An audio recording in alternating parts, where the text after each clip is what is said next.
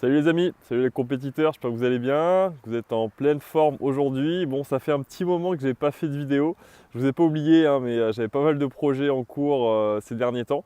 Donc voilà, j'espère que tout va bien pour vous, que vous êtes en pleine forme. Et du coup, dans cette vidéo, je voulais partager du coup avec vous une clé qui est pour moi primordiale pour réussir sur le long terme. Et malheureusement, en fait, beaucoup de compétiteurs, même d'entrepreneurs, vont l'oublier. Cette règle-là, c'est l'effet cumulé. Alors, je vais t'expliquer ce que c'est rapidement dans cette vidéo. Et après, je vais te montrer des exemples finalement comment toi, tu vas pouvoir appliquer cette clé-là qui est vraiment le principe de base si tu veux réussir sur le long terme. C'est parti. Donc, si tu veux creuser ce principe-là de l'effet cumulé, je t'invite à lire un livre qui est un best-seller qui s'est vendu à des millions d'exemplaires de Darren Hardy qui s'appelle justement l'effet cumulé. Et lui, du coup, voilà, il va vraiment t'expliquer très précisément et en profondeur ce que c'est.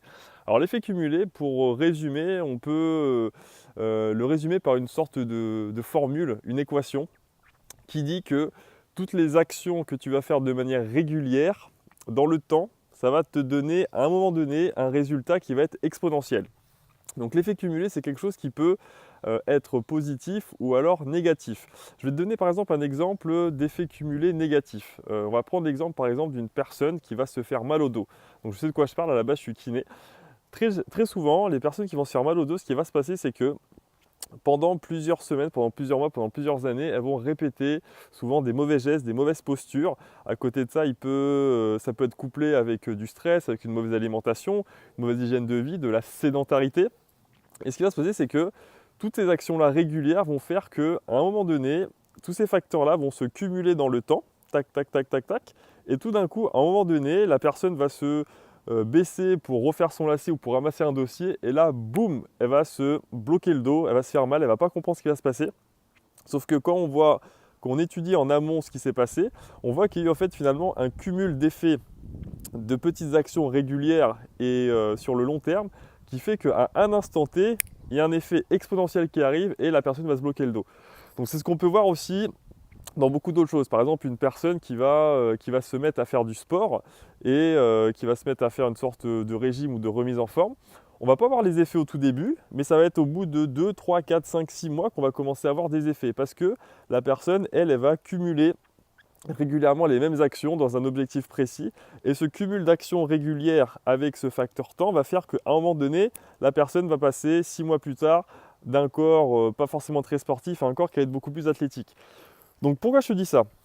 C'est parce que très souvent, des personnes, en fait, elles vont se lancer dans des projets et elles ne vont pas penser à ce principe-là de l'effet cumulé. Ce qui veut dire qu'elles vont mettre des actions en place, elles vont se lancer et elles vont parfois abandonner peut-être à 2 minutes de la victoire où elles vont pas comprendre que les résultats de leurs actions ne sont pas encore là.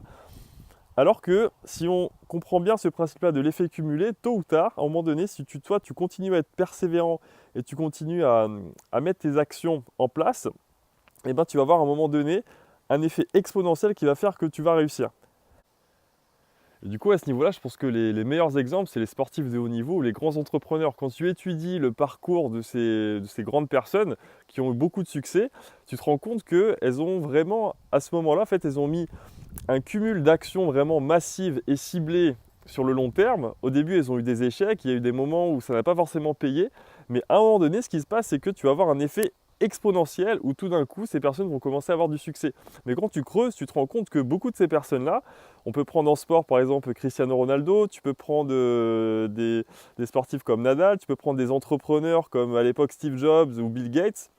Tu te rends compte que ces personnes-là, ils ont eu énormément d'échecs, ils ont eu énormément de déconvenus, et avant que leurs efforts payent, il y a eu beaucoup de travail en amont. Sauf que ça, c'est les choses qu'on ne dit pas forcément.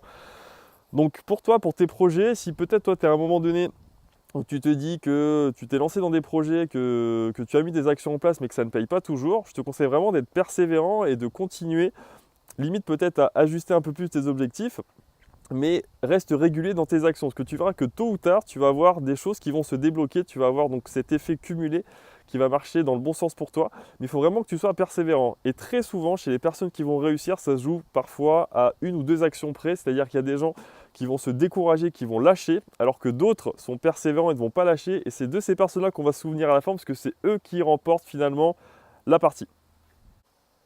Ouais, pour finir cette vidéo là, pour ceux qui écoutent du rap comme moi, il y a une chanson de Oxmo Puccino, si vous connaissez, qui s'appelle Toucher l'horizon. Et il dit à un moment donné, tu connaîtras jamais la fin de l'histoire en faisant demi-tour à 2 minutes de la victoire. Voilà, je vous laisse méditer là-dessus et je vous dis à très bientôt pour de futures vidéos. Ciao les amis.